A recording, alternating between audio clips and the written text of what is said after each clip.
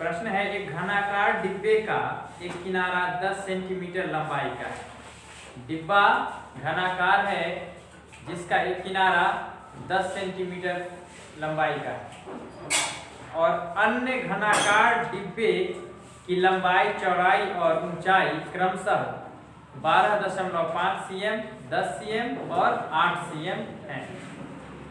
तो आपसे पूछा जा रहा है, पहला भाग जो प्रश्न का है, किस डिब्बे का पार्श्व पृष्ठीय क्षेत्रफल अधिक है और कितना अधिक है। पार्श्व पृष्ठीय क्षेत्रफल मतलब जैसे कि दीवार है, जैसे हम लोग कमरे की बात करें तो चारों दीवार जो है ये पार्श्व पृष्ठ, क्या है ये पार्श्व पृष्ठ, इनका जो इनकी सतह है, यानी फर्श और छत को छोड़ देंगे। तो जो घनाकार डिब्बा है उसके ऊपरी भाग को और नीचे वाले सतह को, दोनों को हम लोग क्या करेंगे, छोड़ देंगे। जो बाकी बचेगा वही क्या है, घनाभाकार भाग है, वही पार्श्व पृष्ठीय क्षेत्रफल। वो घनाभाकार जो डिब्बा है उसका क्या है, पार्श्व पृष्ठीय क्षेत्रफल। तो दोनों का हम निकालेंगे।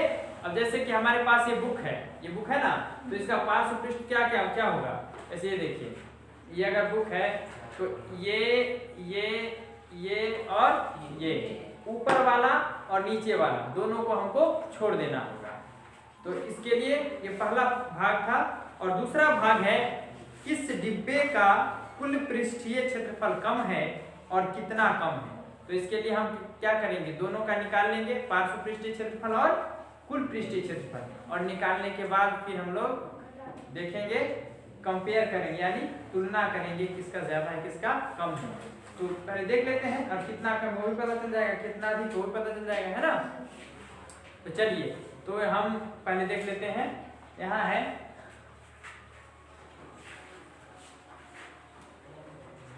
यहाँ घन का किनारा है ना, या घनाकार डिब्बे का किनारा भी कह सकते हैं। घनाकार डिब्बे का किनारा, डिब्बे का किनारा है ना, कितना है, डिब्बे का किनारा कितना है, 10 सेंटीमीटर है ना, बराबर 10 सेंटीमीटर, ठीक है। लंबाई भी कह सकते हैं हम लोग, किनारे की लंबाई, ये भी कहेंगे तो गलत नहीं होगा। ये अंडरस्टूड है मैटर, ये समझ में आ रहा है कि किनारा में इस किनारे की लंबाई है ना, तो 10 सेंटीमीटर है। इसलिए डिब्बे का पार्श्व पृष्ठीय क्षेत्रफल, पार्श्व पृष्ठीय क्षेत्रफल, पार्श्व पृष्ठीय क्षेत्रफल, ये कितना हो जाएगा, 4a² है ना।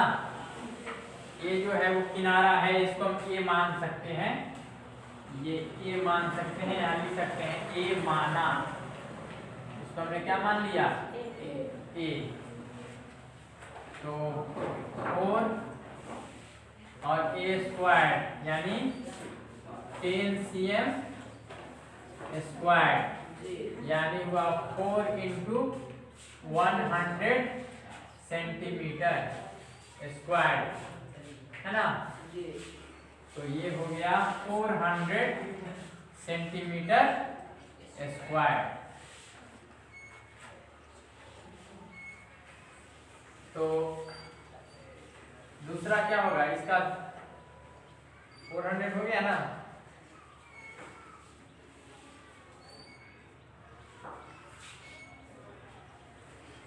ठीक है ना। तो 400 cm स्क्वायर हो गया। अब घनाभाकार घनाभाकार अर्थात डिब्बे का पार्श्व पृष्ठीय क्षेत्रफल बराबर क्या होगा 2 into L plus B into क्या होगा एच। अब इसे हम लिख सकते हैं एल बी क्या है एल प्लस बी 12.5 और 10 है ना 12.5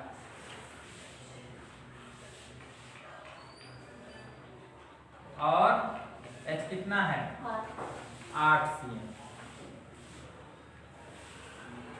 अब हम इसको लिख सकते हैं 2 गुने कितना है 12 10 22 22 ये 5 cm और ये क्या है 8 cm इज इक्वल टू क्या हो जाएगा मल्टीप्लाई कीजिए तो ये 45 हुआ और 45 गुने 8 90 गुना 4 है ना 360 कितना हुआ 360 cm स्क्वायर। कोई दिक्कत तो ये हो गया। अब ये कहता है ये फर्स्ट में है किसका पार्श्व पृष्ठीय क्षेत्रफल अधिक है और कितना अधिक है। अच्छा इसको नीचे झुक कर निकाल लो ठीक है। तो ध्यान देंगे आप लोग अतः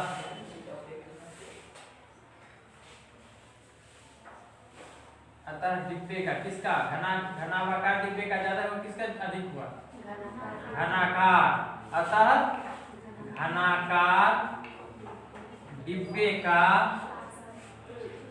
घनाकार डिब्बे का पार्श्व पृष्ठीय क्षेत्रफल अधिक है।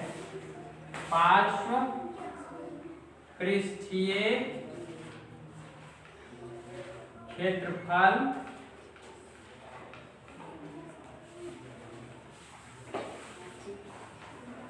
अधिक है।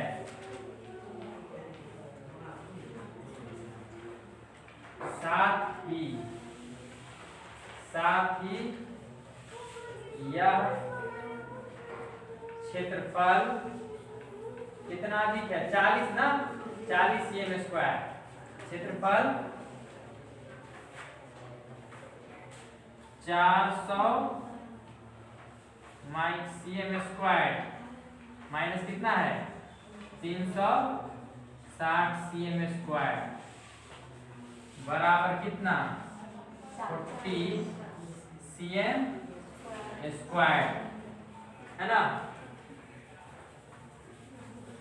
मीटर अधिक है। कितना सेंटीमीटर स्क्वायर अधिक है। कोई दिक्कत। ये हो गया ये पहला भाग था किसका ये पहला भाग था क्वेश्चन नंबर 5 का ना जी। तो ये 5 का पहला भाग था नोट कर लीजिए।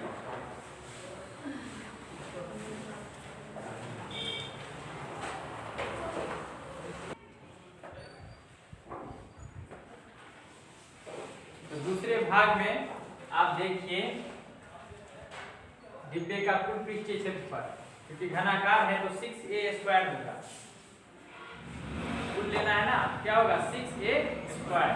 तो हमने लिख दिया और a के जगह पे 10 लिखा है 10 cm किनारा है तो 60 ये 100 होगा और 6 से मल्टीप्लाई करेंगे तो 600 है ना cm स्क्वायर। उसी प्रकार देखिए घनाभागाकार डिब्बे का कुल पृष्ठीय क्षेत्रफल क्योंकि वो पार्श्व पहले था अब क्या है कुल है तो कुल होगा तो 2 × LB + BH + HH। L क्या है लंबाई है B क्या है चौड़ाई है H क्या है ऊंचाई है। तो हमने इस तरह से बना दिया इसको और देखिए ये 10 ज्यादा 10 cm स्क्वायर ये